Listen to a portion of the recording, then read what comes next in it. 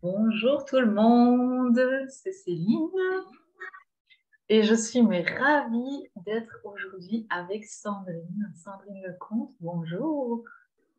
Bonjour Céline, bonjour à tous. Ravie de partager ce moment avec toi, avec vous. On vient de se prendre un petit moment de respiration ensemble là juste avant de faire cet enregistrement et c'est bon, c'est vraiment bon.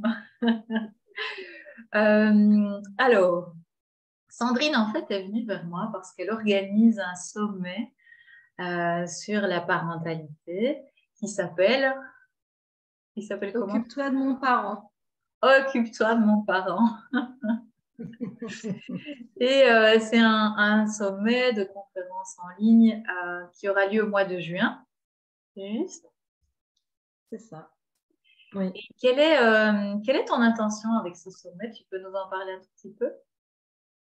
Alors, mon intention, c'est vraiment de faire prendre conscience aux parents que la parentalité consciente, ça passe aussi par ce qu'on a à l'intérieur et que notre enfant, il est juste le révélateur de ce qui se passe aussi dans notre corps, qui fait écho à des blessures, qui fait écho aussi à nos histoires de vie, des choses qu'on a vécues dans notre petite enfance. Donc, c'est pour ça que ce sommet, il est important pour moi et qui va regrouper plein de professionnels qui parlent de ces sujets en particulier. Ah, trop bien. Ouais.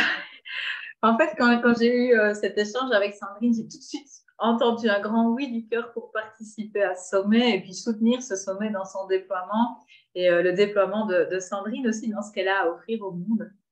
Et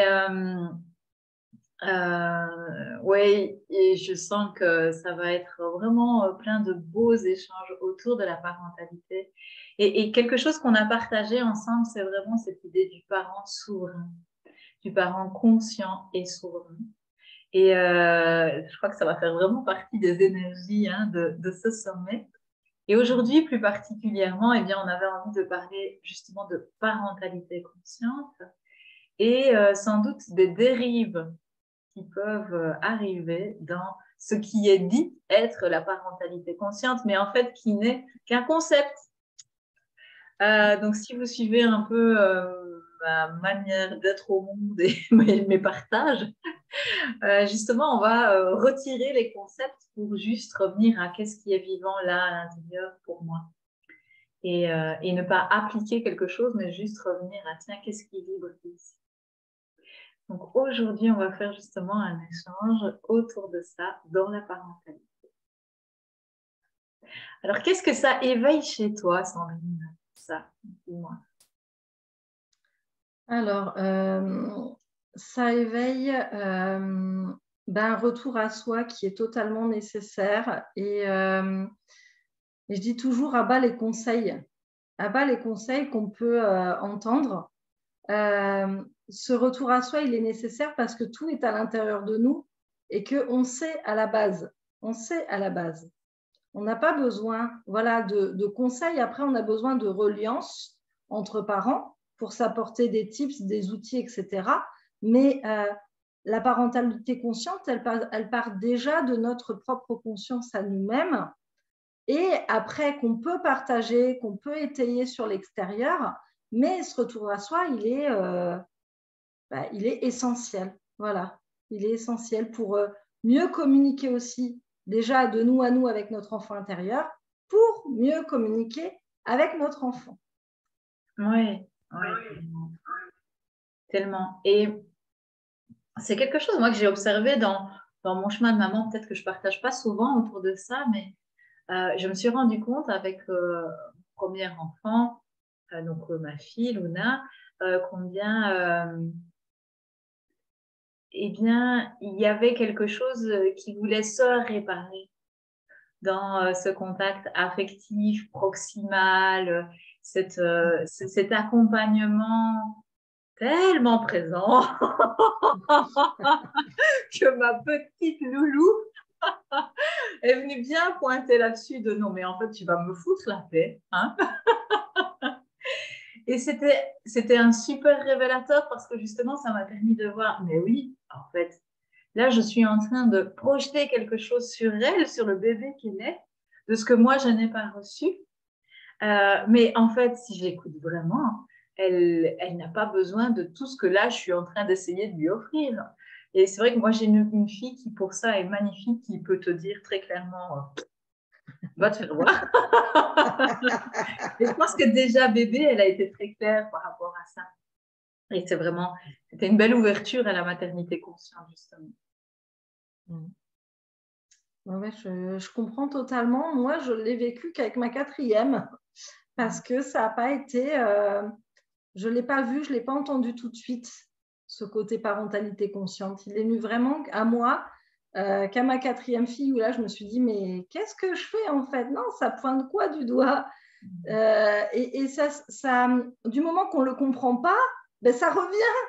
Ça revient. Donc, c'est revenu avec ma 2e fille, avec ma 3e fille et ma 4e fille. Et là, voilà, le détonateur, il a explosé à me dire, mais effectivement, Sandrine, ça te montre quoi de toi là? Mais ça demande aussi d'en être conscient dans un premier temps, mais le courage aussi d'accepter de se regarder à l'intérieur de soi. C'est pas évident parce que se dire ah ben oui, ça fait mal, ça pique, ça réveille quelle blessure en moi? Et après, voilà, ce chemin, il est tout droit. Hein. Dès le moment où on prend conscience et qu'on a ce courage de regarder en soi ces blessures et tout ce que ça entraîne, il y a ce parcours de guérison qui arrive, il y a ce parcours de libération, et on voit qu'il y a des choses qui bougent dans la relation avec notre enfant, dans la relation avec nous-mêmes, et il y a tout qui s'enchaîne après. Mais la base, vraiment, c'est ce courage d'y aller, quoi. Tout à fait. Pas simple. Ouais. Mais après, il y a tellement de belles choses qui arrivent qu'on se dit, mais pourquoi je n'y suis pas allée plus tôt? C'est ça.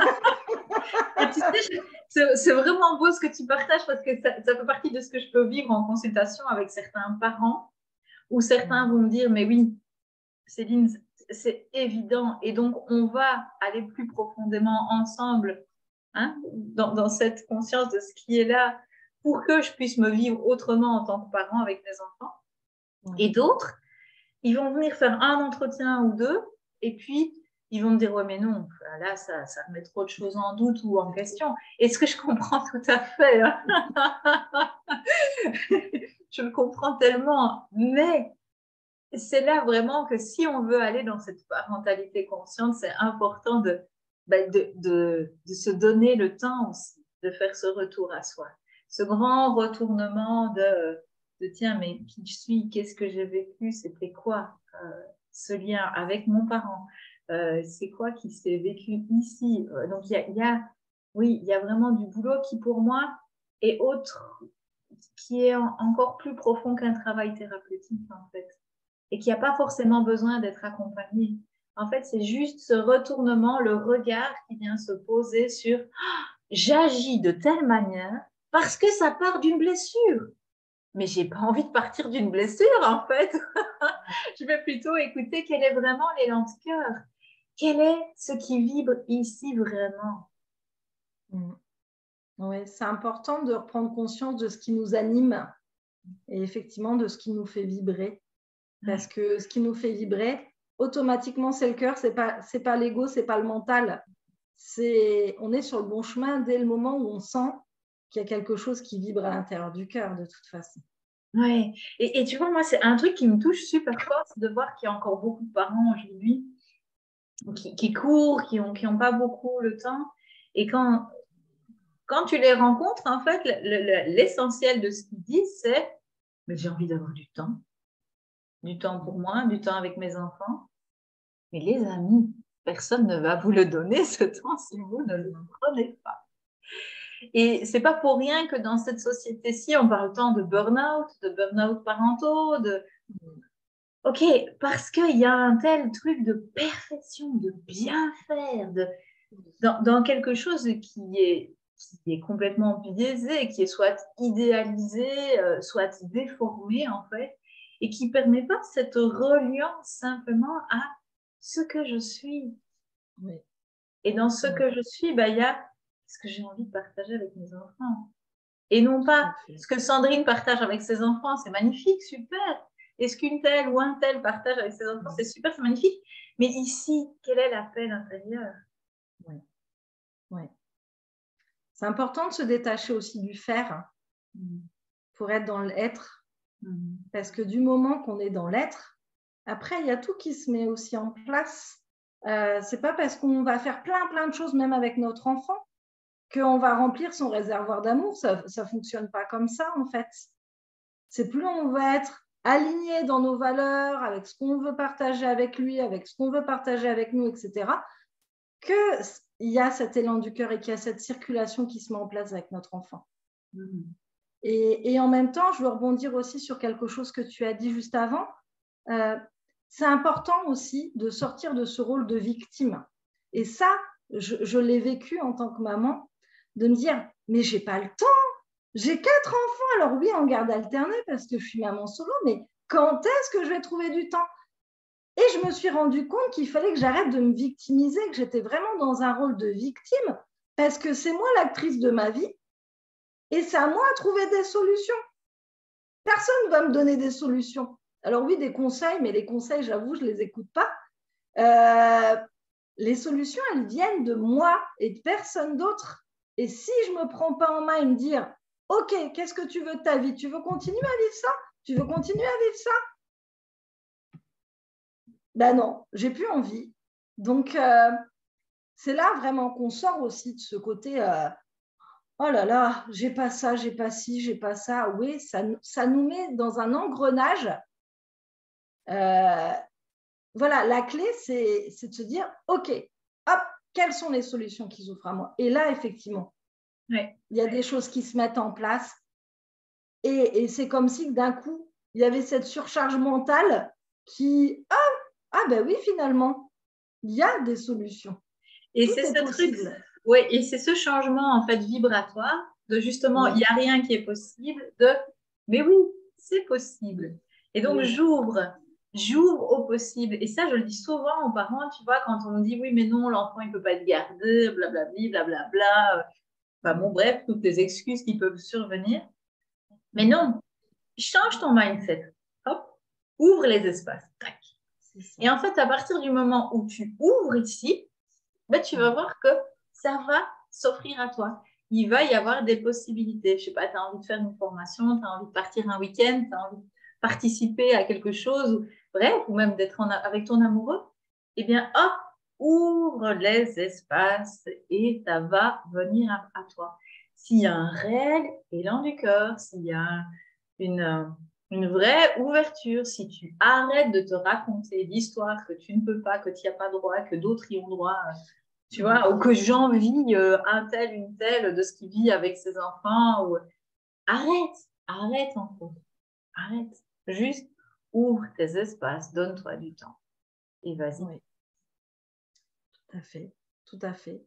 Mais après, j'ai pris conscience aussi qu'on portait aussi certaines charges intergénérationnelles, et notamment dans nos lignées de femmes.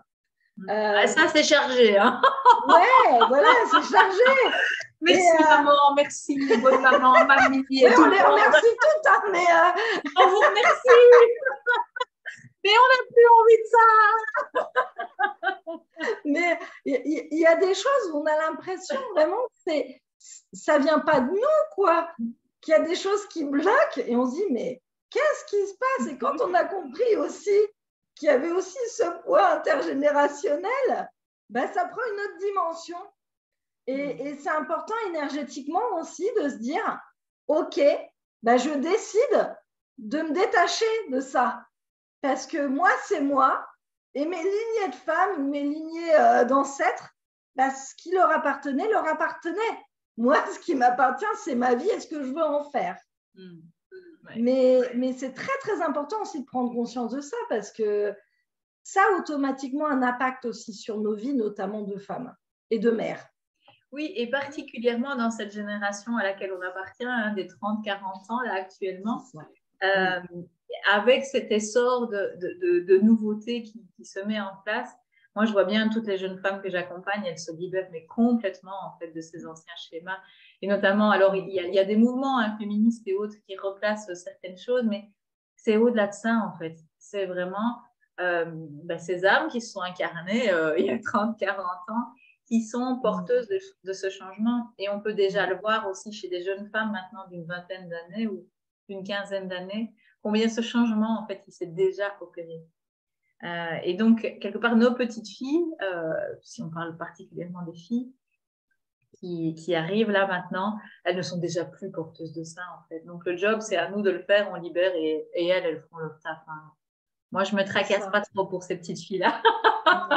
Si elles sont bien accompagnées, franchement, ça va. Non, non, oui, je comprends.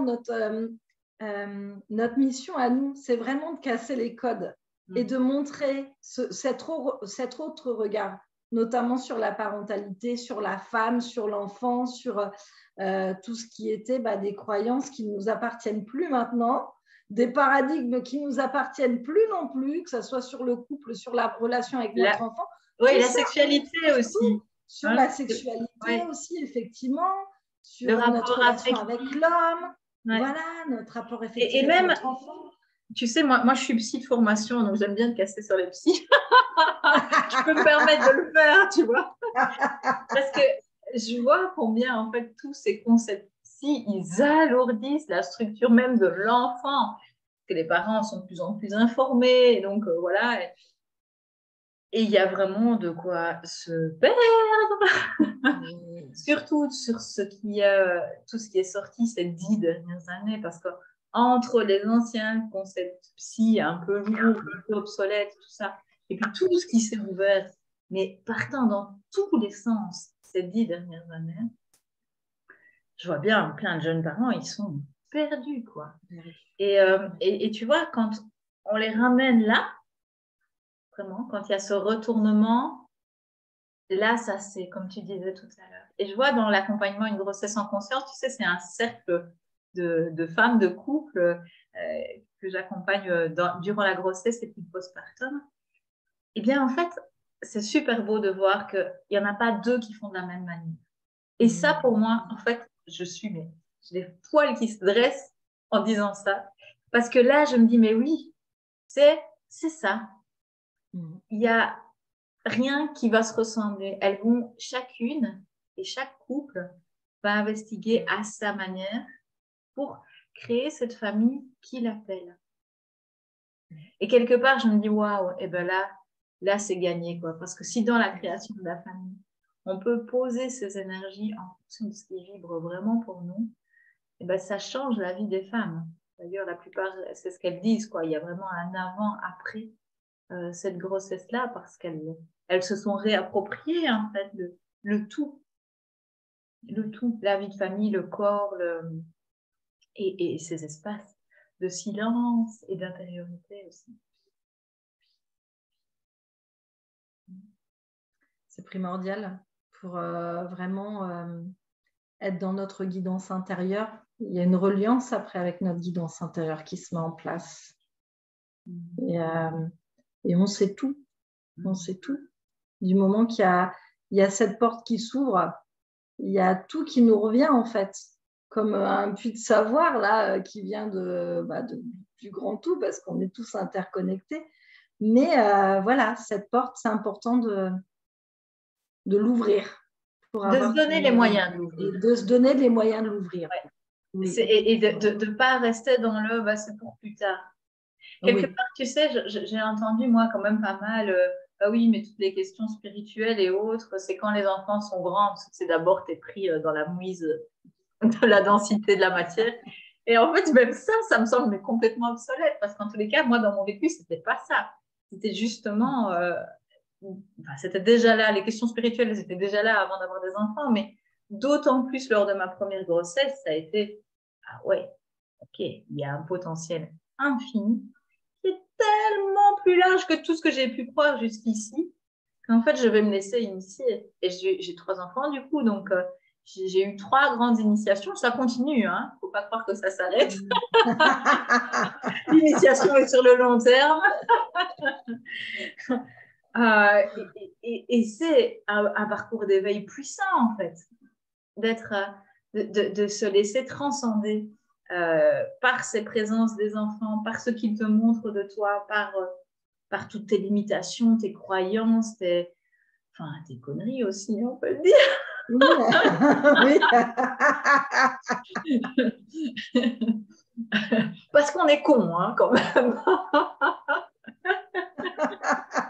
Mon petit garçon, le dernier, il a 6 ans et pour le moment, il aime bien chanter avec une marionnette. Quand on est con, on est con. Et je trouve que c'est vraiment ça. À chaque fois que je l'entends chanter, je me dis, ah ouais, on est con. Qu'est-ce qu'on est con. Ouais.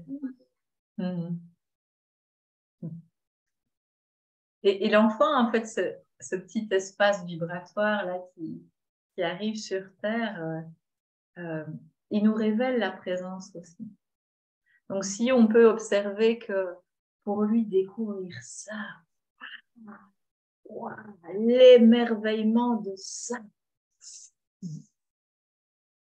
et de prendre ce temps avec lui, en fait, de chaque émerveillement, ben, ça nous ramène à la présence.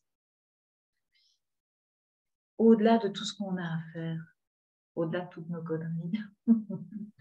Ça ramène à ça. Même quand vous regardez un petit enfant qui goûte quelque chose au niveau gustatif, quoi. Il y a cette saveur, en fait, où il est en connexion directe avec ce qu'il est en train de goûter. Ce n'est pas un objet extérieur, c'est la conscience qui se goûte à travers ce goût.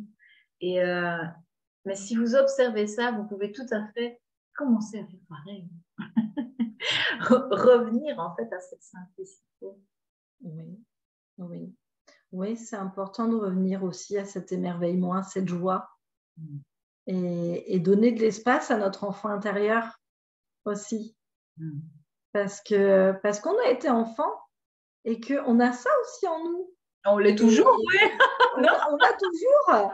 Et on a tendance, avec nos vies qui sont faites de plein de choses, qui sont remplies de stress, à étouffer ce côté émerveillement et ce côté fantaisiste, ce côté joie. Et dès qu'il se réveille, cet enfant intérieur, mais qu'est-ce que c'est bon en fait.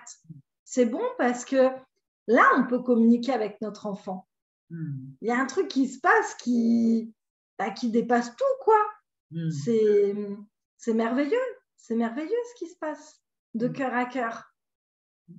Oui, et tellement simplement, hein, avec un bout de bois, un crayon. Avec tout. Oui, c'est ça. Oui, pas besoin d'acheter des jouets, avec tout. L'émerveillement, il est partout, avec tout. Et voire même de se compliquer la tâche. Tu sais, moi, j'entends souvent dans les parents que j'accompagne, ah oui, j'ai fait des activités Montessori, et bla. J'ai préparé un atelier, truc mûche. Alors, évidemment, c'est bien. Voilà, tout ça est merveilleux. Mais franchement, revenez à du simple, hein, les gars. Tu prends 3 bouts de bois et tes gamins, tu les occupes comme midi, quoi. Parce que sinon, il peut de nouveau y avoir le concept de je vais faire plus, je vais préparer quelque chose qui. Et en fait, ça coupe du vivant. Et les enfants, ça ne les amuse pas. Pas tant que ça, en fait. Que si on est dans la création spontanée ensemble, un peu comme on l'est ici, et ben hop, tout de suite, il y a quelque chose qui jaillit et qui permet que ça jaillisse, quoi. Et c'est tellement plus léger et chouette de vivre comme ça. Tout à fait, tout à fait. Aller mettre les bottes et puis sauter à deux dans des flaques d'eau, on est vivant, quoi. Et qu'est-ce que c'est bon. Et cette communication aussi avec la nature, avec... voilà, on s'empêche, hein. On s'empêche, on est nos premiers saboteurs à dire « Ah, faut pas, on va être sale après. » Non, c'est ça la vie. C'est de profiter aussi de tous ces instants qui s'offrent à nous et pas être dans le oui, je vais monter un machin. Non. Alors oui, ça a peut-être du sens. Déjà pour soi-même, je pense. Le sens, est-ce qu'il est pour soi ou est-ce qu'il est pour l'enfant? Je ne sais pas. Mais c'est ce partage des moments de vie. Voilà. Dans l'être que nous sommes tous les deux. C'est pas dans ce qu'on va faire ensemble. C'est vraiment dans ce qu'on va partager. Et c'est ça la vie. C'est pas de C'est ça l'éco-création. C'est quand c'est pas prévu, c'est quand qu'il y a des choses qui se mettent en place. Le côté organisationnel, on le vit tellement dans nos vies, même professionnelles. Le mettons pas au cœur de notre relation avec notre enfant. Oui. Tu sais, quand tu as dit la co-création, moi j'ai entendu l'éco, en 2 mots, l'éco-création. Et je me dis, mais c'est tellement ça en fait. Une création écologique pour chacun. Oui. Non pas le samedi, on va aller faire ça. Non, non, non, non, non, on ne sait pas comment on sera samedi. Je ne sais pas si je serai en forme. Je ne sais pas si toi, tu n'auras pas besoin de repos. Et c'est tellement beau si on peut écouter nos enfants. Alors, s'ils sont tout petits, bah, de sentir, en fait, hein, de voir avec eux, tiens, où est-ce qu'ils en sont. Et s'ils sont plus grands, de leur poser la question. Et moi, j'adore faire des conseils de famille, par exemple. Tu vois, on se pose ensemble, ou alors on prend des apéros, ou on peut se mettre une bougie, parfois avec un bâton de parole. On se laisse créer ça, en fait. Nos petits rituels familiaux, nous, ça a toujours été, ça se crée comme ça vient. Et du coup, on écoute, ben tiens, chacun, où est-ce qu'il en est, qu'est-ce qu'il appellerait pour ce week-end, voilà. Et on se laisse créer, en fait. Et je me rends compte qu'à la fin des week-ends, généralement, ben, tout le monde est satisfait parce qu'on a pu rejoindre chacun d'une manière ou d'une autre. Oui, oui. C'est important d'être à l'écoute aussi de l'énergie du moment. C'est très, très important de se laisser aussi transcender par cette énergie. Et c'est vrai que d'organiser à l'avance, ça nous met dans une rigidité et dans une exigence de il faut à tout prix, on a organisé, donc il faut faire. Et alors que d'un jour à l'autre, on n'est pas les mêmes, il faut le dire. Hein. On n'a pas les mêmes émotions d'un jour à un autre, que ça soit aussi la pleine lune ou la nouvelle lune, parce qu'il y a des choses aussi extérieures à nous qu'on ne peut pas contrôler. Et nos enfants, c'est pareil. Et en plus, comme on est tous en interaction, en interconnexion les uns avec les autres, il suffit qu'il y a votre enfant qui ne se sente pas bien ou vous ne vous sentez pas bien. Voilà, acceptez aussi qu'il y ait des choses qui peuvent bouger, qui sont mouvants, qu'on vit dans de l'impermanence. Et comme on vit dans de l'impermanence, déjà d'en prendre conscience, l'organisation, elle peut bouger aussi. Oui. Tout est en et quelque part, c'est aussi de donner cet exemple aux enfants de, oui, non, en fait, si c'est pas là, ça se fait pas. C'est pas parce que c'est noté dans l'agenda, c'est pas là, c'est pas là. Et j'ai un exemple très concret. Hier, tu sais, on faisait un travail de couture avec ma fille. On faisait comment on dit, un truc pour mettre ses crayons, tu vois, un genre de truc en tissu, bref.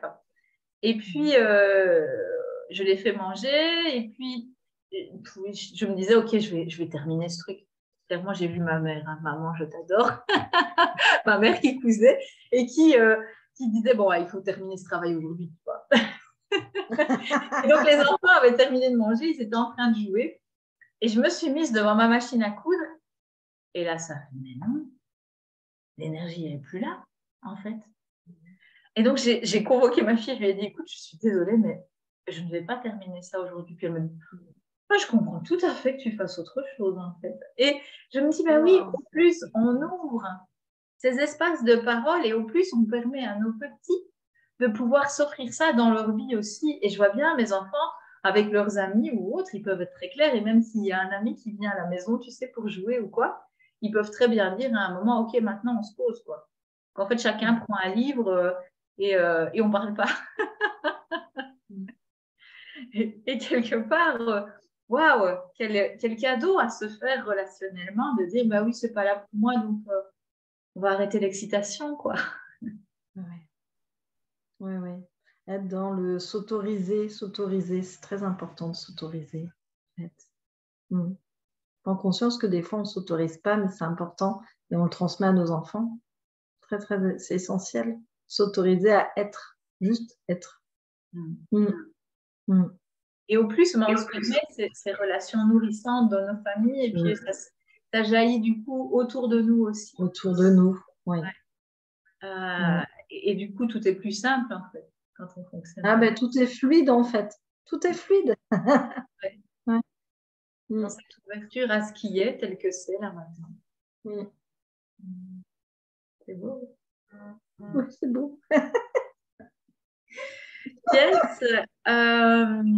Bon, bah, je pense qu'on termine tout doucement. Il y avait autre chose que tu avais envie de partager?